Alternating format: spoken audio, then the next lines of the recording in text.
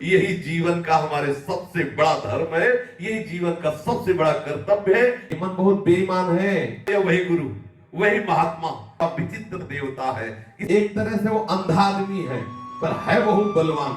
उसको जो पकड़ में आए तो बहुत जोर से पकड़ता है। अब ये है कि आपने पकड़ा और जो पकड़ लिया, आप बिना फुसलाए उसे आप छुड़ा नहीं सकते, इतना वो जोर का है। अब इसने शरीर को पकड़ लिया, इसने भोगों को पकड़ लिया। देख लो, बार बार हम शास्त्र की बातें सुना रहे, लेकिन वो छोड़ना नहीं चाहता। यदि कहीं वो नाम को पकड़ ले, बस आप समझ लो, नामी भगवान भी चाहे तो नहीं छुड़ा सकते। एक बार केवल नाम पकड़ ले मन, फिर नामी भी चाहे तो छुड़वा नहीं सकता। ऐसी इसकी पकड़ है, जैसे इसने विषय को पकड़ लिया, लाख बार शास्त्र और गुरु समझा रहे फिर भी नहीं छोड़ रहा। अगर फुसलाए पा जाओ इसको और इसे नाम पकड़ा दो, दुलार से, हठ से, जैसे भी, एक बार इसे ठीक से समझ में आ जाए कि जीवन ही नाम है, नाम ही जीवन है, फिर आप इसका चमत्कार देख लीजिए।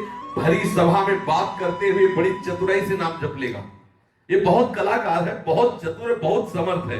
मैंने गंदा चिंतन करने का स्वभाव बना लिया तो हो रहा है ना, आप देख लो। ऐसे ही भगवत चिंतन करने का स्वभाव बना लिया तो वैश्यालय में बैठ जाओ तो भी वो वही करेगा, क्योंकि उसका स्वभाव बन गया भजन करने का। और अगर गंदा स्वभाव बन गया है तो आप चाहे जहां बैठ जाओ, वो अपने ही ताना बाना बुनेगा। देख लीजिए, ठाकुर के सामने, बिहारी जी, राधा वल्लभ जी के सामने खड़े होकर के भी ये वही ताना बाना बुनता। बहुत चतुर है, बहुत चतुर है। अगर भजन में लग गया तो गंदी से गंदी जगह में भी भगवदाकार वृत्ति कर देगा, और अगर बुरी आदत में लग गया तो बड़े बड़े महामहिमा में धामों में भी बुरे आचरण करवा देगा। बड़ा विचित्र देवता है। इसे फुसला लो, इसे डांट के, दुलार के, जैसे बने इसको सत्मार्ग में लगा दो। यही जीवन का हमारे सबसे बड़ा धर्म है, यही जीवन का सबसे बड़ा कर्तव्य है कि हम अपने मन को फुसलाए पा जाए।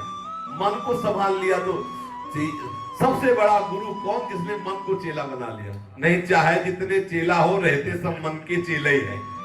मन को जिसने चेला बना लिया वही गुरु, वही महात्मा।